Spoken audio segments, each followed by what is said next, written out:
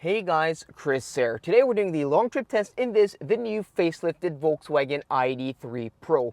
Pro means the 58 kilowatt hour battery pack version, and in today's video we're going to find out how good or bad this car performs while taken on a long trip. And as per usual, today's route is 610 kilometers, almost 400 miles, and we're starting right outside of Oslo. We're going down to Kristiansand in the south of Norway, and then back again. And this is a standardized test I do here on the channel. So if you're interested in how other cars have performed, just do a search here on the channel after watching this video. I've done this test like 60 times in the past 2 years. And at the end of the video, because we have the data from all the other cars, we're going to put this into the same chart and see how it ranks. And the way we rank these cars are in total charging time to cover that 600 kilometer route. So that's going to give you, your real world penalty over an internal combustion engine car. So how long are we going to charge today? Will it be 30 minutes, 40 minutes? Will we stop once? Maybe we have to stop twice with this car. Today's weather forecast isn't the best. It's about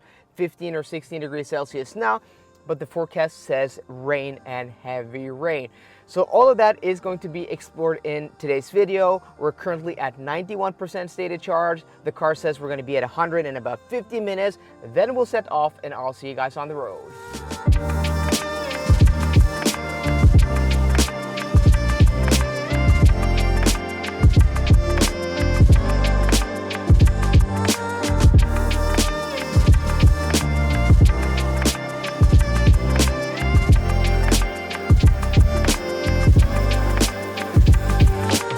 We're about 2 hours into the trip, and according to Google Maps, we're going to arrive in a little more than an hour and in 103 kilometers, as you guys can see here. And according to the car, we have 131 kilometers of range left. We're currently at 38% stated charge. Let's take a look at the consumption also. Let's go here and then here. And average consumption, 17.5 kilowatt hours per 100 kilometers. We've had on and off light showers, dry roads, damp roads, but yeah, conditions have been pretty okay.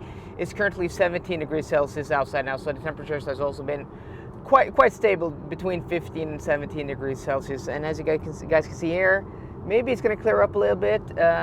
According to the forecast, we're going to have sunny weather once we get back to Oslo, so that is pretty nice. So according to our strategy, I think we're gonna be able to go maybe 20-30 kilometers, well, according to the car now, back towards Oslo again after we get to our turnaround point in Kristiansand. So that puts us at, well, maybe reach our charters by the IKEA in Kristiansand, or maybe a little bit further. I'm not quite sure where I want to stop, but since this car has a peak charging speed of 120 kilowatts, we have a lot of options.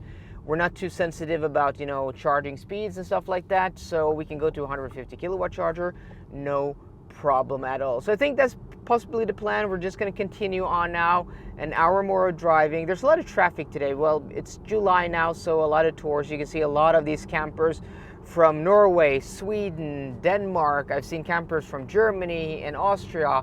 Yesterday I even saw a Citroen 2CV with Swiss plates. That's kind of insane, driving all the way from Switzerland to Norway in a Citroen 2CV. That has to be, that's hardcore, So okay, we're gonna continue on now, guys, and I'll catch up with you once we get to Kristiansand, which is our halfway point.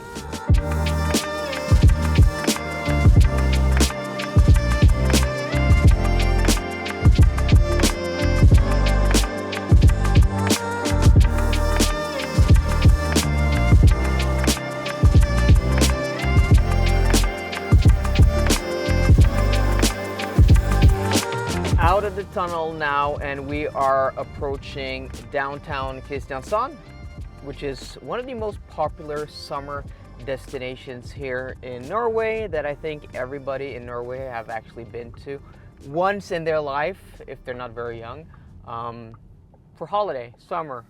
It's a really nice place. So we're here now with 7% stated charge. I checked the wind map, and we've had a tailwind of about 1 meter to 4 meters per second. Well, depending on the actual, so this guy, he has to yield, but he didn't yield, even though he has to yield, but okay. There's a sign here, only one way.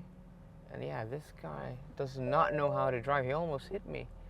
Okay, so he had to yield because there's a sign with arrows in each direction. Our arrow was white, his arrow is red. That means we had to right away and he has to yield. He had to stop here, but he just didn't. But okay, we're here with 7% stated charge. As I said, we've had a tailwind on our way down, so that means from this point on, we should, in theory, use 93% stated charge or less. Current consumption, 17.0 kilowatt hours per 100 kilometers, and we have 22 kilometers of range left. So I think we're gonna maybe check out a new charging station that we haven't been to before. I'm just gonna check the map for availability. Next to a gas station where they have two Alpatronics hyperchargers, 300 kilowatts each. They can split the charge between two, giving us 150 kilowatts. It's an YX station here in right outside of Accusing. So we're gonna get back on the motorway now. It's just about 5 minutes up the road, and well, I'll see you there if I stop there. I think this is where we're gonna exit. The YX gas station is over here on the other side of the road, so we're gonna have to cross here. But I've been wanting to try this out for a while. I saw that only one of the four connectors were vacant. So if it's completely full, we'll just go to the next one. But I really wanted to check this out because I've probably been to this station many years before, like just going to this station, but never in a video, never like for charging. And yeah, also I just want to get a coffee also. I haven't had any coffee all day, so my next alternative would be the chargers by IKEA, which yeah, there is no coffee opportunity there. So let's see what's going on here. Oh no, they're actually all occupied. Or what about this one here for this Audi? My god, this was a very full station. I was not expecting this, but I think there's one okay, this Audi is going out, so we can, I'm gonna have to put down the camera now to park here. Yeah, pretty busy here at this charging station, at this gas station, but we are now connected, and we're connected with 4% stated charge. Takes a little bit of time here for this car to initialize to get the charging speed, and there we go, right on cue. So connected at 4%, you can see the voltage is now ramping up to 400 volts as the amperage climbs. We're going to see the charging speed climb, and hopefully, since we're at a very low stated charge, we're going to get close to that 120 kilowatts of peak charging speed. And there we are, right on cue, 120.8. Yeah, that's a little bit more than this car should take. 129. Wow, 121, I mean, not 129. 121.2, 129.4, yeah. So we've seen that from these Volkswagens that they're going to give us a little bit more peak charging speed than what the manufacturer claim. So we're going to charge here. I think we're going to go to about 50% state charge.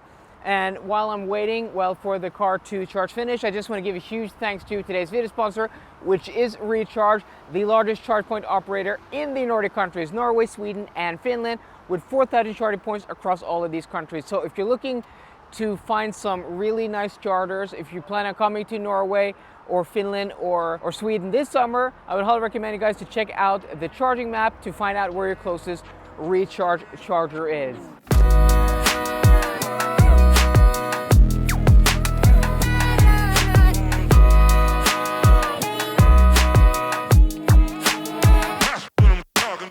We're now doing our second charging stop of the day, and we're here at Esso in Rugtvedt. Some new Kempower chargers here from Recharge, 4 of these satellites.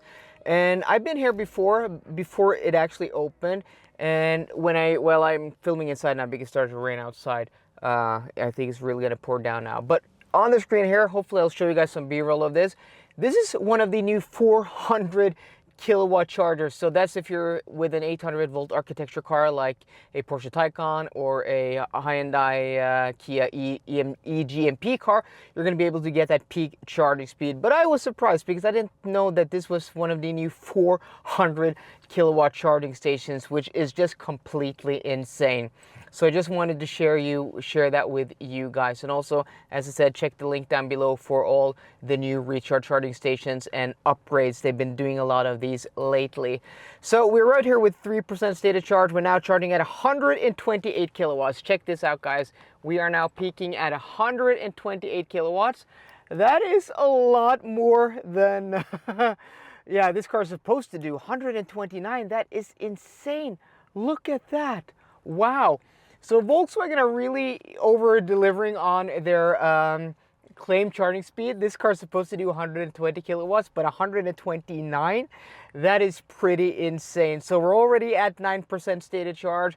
I think we're going to go to around 50, which should give us a buffer of about 5% to get back to our endpoints. So yeah, so this is going to be a quick charging stop. I'm guessing if we continue with this speed, this may set a very decent time in today's test. Welcome back to our starting point here at SO in Schleppen, where we started this test earlier today. So we are right here with 5% battery. I actually charged to 55%, charging a little bit of an extra buffer because I thought going to 50 may be cutting it close, and it would have cut it close. We probably would have arrived here with 0%, but arriving here with 5% is much more comfortable and not as stressful. And also the weather, guys, on and off, rains and showers. Now it's like dry, overcast here in Oslo, 19 degrees Celsius, but we've had really heavy showers. I mean, it's been pouring down on and off, but just for shorter periods of time. But when it did, the consumption just skyrocketed and the range dropped really, really far down. There was at one point in time I thought maybe I have to stop and charge a third time, but we did it with 2 charging times. So average consumption ended at 17.3 kilowatt hours per 100 kilometers, which is a little bit lower than when we tested the Cupra Born, the sister car to this, in early October of last year. And also temperatures today were around 13 to 20 degrees Celsius, but much worse conditions than what we did with that Cupra Born. So you guys are here at the end of the video because you want to know the total charging time. So we did 2 charging sessions, and for a total charging time of 35 minutes on today's test. So first charging session, 16 minutes. Second charging session, 19 minutes. And if you look at the chart, you can see that Cupra Born did the same route with 39 minutes of charging. And I think that faster charging, even though the consumption is only a little bit lower, is because of, well, that faster charging speed with this car. We peaked at 131 kilowatts, guys. That is pretty impressive. And even when we connected here, we got like 122 kilowatts right away. So 120 kilowatts is supposed to be the peak charging speed of this car, but we've exceeded that, well, at least twice today, maybe even 3 times today in all charging sessions. So yeah, that is pretty good. So I don't think there's much of an improvement, if any improvement, on efficiency with this car with the facelift, but that higher charging speed gives this car a little bit more of an edge. And considering a 35-minute charging time to go 600 plus kilometers, I don't think that is bad at all. I don't think that is bad at all. Maybe if this car was on 18-inch wheels instead of the 20s this car was equipped with, we could have gotten a little bit more efficiency.